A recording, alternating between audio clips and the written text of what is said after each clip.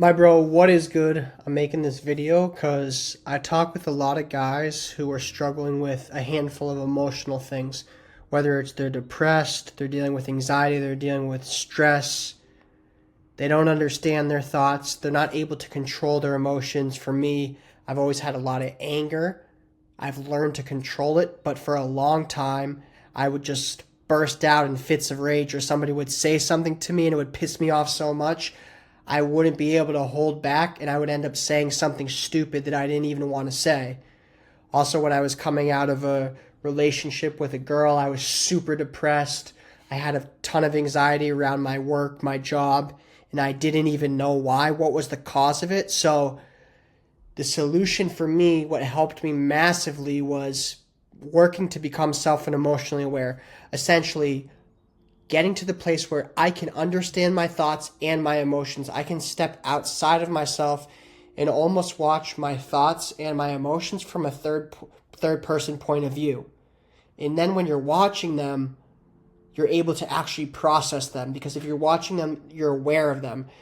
Whereas if you're just having thoughts and emotions and they're controlling the way you act, you're not so much aware of them, you're not in control of them, they're actually controlling you. So anyways, the whole point of this video is just to tell you how I journal and how I do meditation.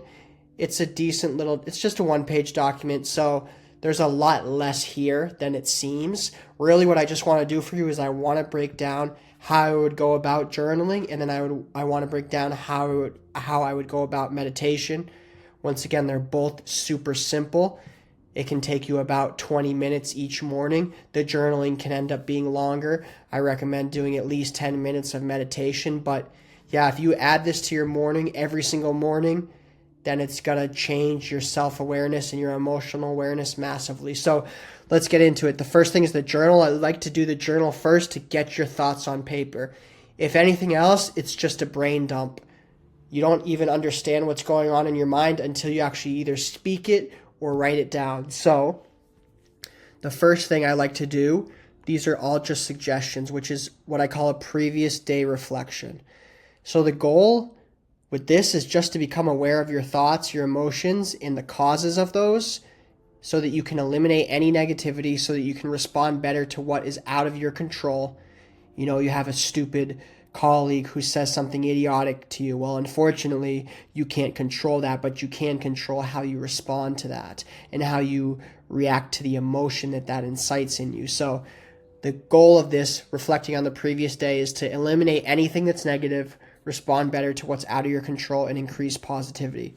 So basically, the questions you can ask yourself is just like, how am I feeling? What emotions do I have? And then try to think about the triggers and causes. Why am I having these feelings and emotions? Can I identify those triggers and causes? So for example,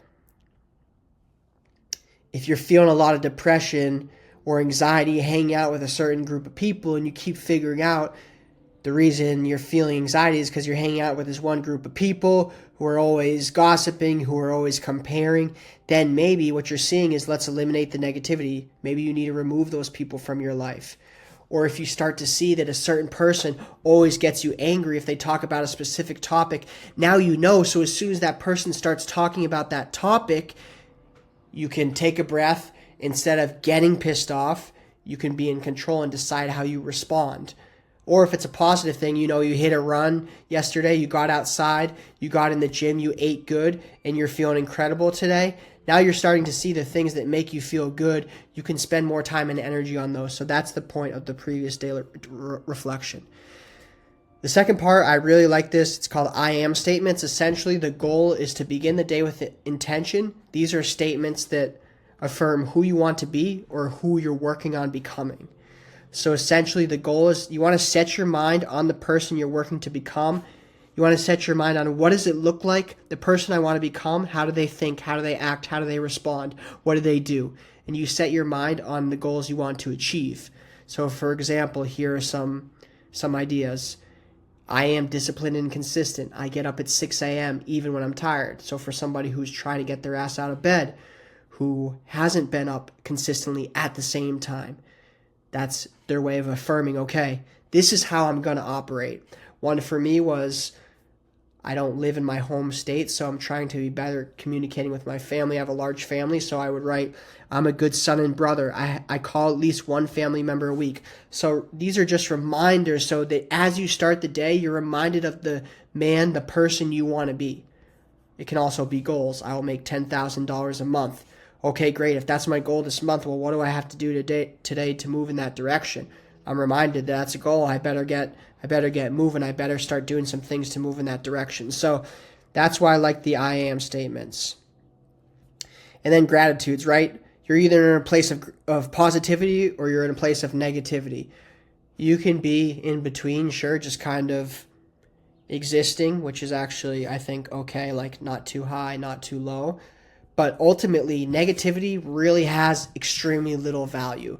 Things like guilt and shame can actually be a little bit motivating, or they can redirect us to where we're supposed to be doing, away from what we're not supposed to be doing. But for the most part, there's zero reason. You definitely don't want to spend time like dwell in negativity. It can be a guide, but besides that, people who, if you were to complain about work, gossip about people, like there's literally nothing positive there. That does absolutely nothing. Complaining about work is different than talking about work and trying to figure out, like, here's some problems at work. How can I solve them? How can I improve them? But just to complain because something sucks, that does nothing besides bring your energy down. So the goal with gratitudes, once again, is just to start the day on a positive note, curate a positive mindset. And often these things will repeat. Really what I do is I break it down into two groups, small things and big things. So small things is just like those day-to-day things. You had a great workout, you slept in a warm bed, good meal, nice walk, had some time with family, whatever it was. And big things, new job, career, celebrate those big wins. So that's what I would suggest for journaling. You can literally just do a dump as well. You can write just one thing that's like top of mind. If you're working on your mindset, it's like, there's nothing to fear. As long as I move through the fear, I will overcome it and I will grow from that situation that I'm fearing.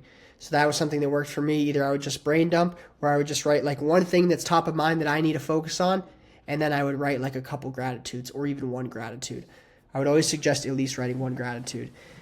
So once you've dumped out on paper, once again, this can even be a 5-minute thing. It can be as short or as long as you need it to be.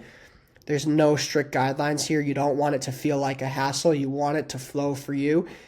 Go into the meditation because now you've kind of done that self-observation. You've kind of got all the crap out, right? There's less noise in your head. So the whole goal of meditation is we want to be present. And what does present mean? That basically just means like I'm outside of my thoughts. So you're detaching from your mind because when we're thinking, what our mind wants to do, it wants to run with our thoughts. And our thoughts are either typically something of the past or something of the future. And that will remove you from being present in the current moment. Like if you're out on a date with your girl, but you're thinking about like your work that you have to do tomorrow, then you're going to miss out on the present moment. And the reason we want to be present is so that we can, sure, be present and truly enjoy what's going on, but also so that we can be aware of our thoughts and the feelings that we're having. Because then once again, that comes back to the whole goal of the meditation and trying to understand why we're feeling a certain way. If I can be present and it's like, okay, I feel this emotion literally coming on. I'm starting to feel and realize I'm getting angry, or I'm starting to realize I have anxiety rising in me, or I'm just seeing these thoughts that I'm having. Now, if I'm aware of those thoughts and emotions, I can decide how I want to respond to that. For example, if I'm anxious about work and not performing, I can basically reject that thought, reject that emotion because I know it's a lie. And instead of giving it power and running with it, I'm going to dismiss it and just come back to whatever I have to do. That's why when we are in meditation, our goal is when we do have a thought, just come back to focusing on your breath, or I say some fixed point in your mind. Your eyes should be closed, but it's easy to just focus on that breath coming in and out.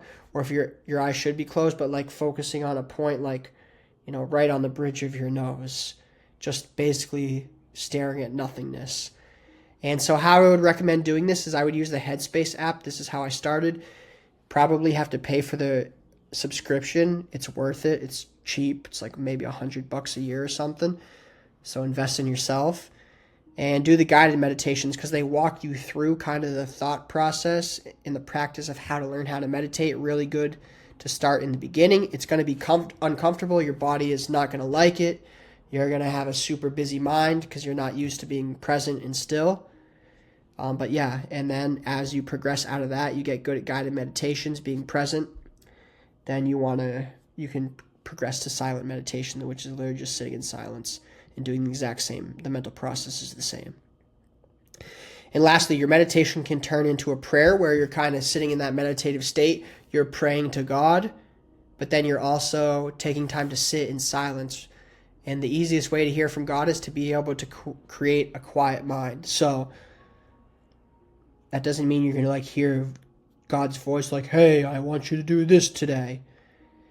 But basically how it works is God's Spirit dwells within you. That's like that conscience within you, that gut feeling, that voice. That's the Spirit of God. So if you can quiet your body and your mind, you can become more in tune with God and where He's guiding you, or a word He has for you, or whatever that is. So hearing God requires a still and a silent mind.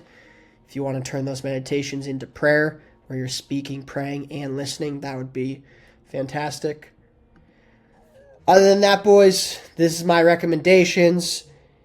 Becoming self and emotionally aware will make you a beast. It's a whole nother level of maturity. It's really something special when somebody can be talking crap to you, or you're going through an immense amount of pain, or you're suffering, but you're so aware of it, you decide to respond maturely, with grace, with integrity, with dignity.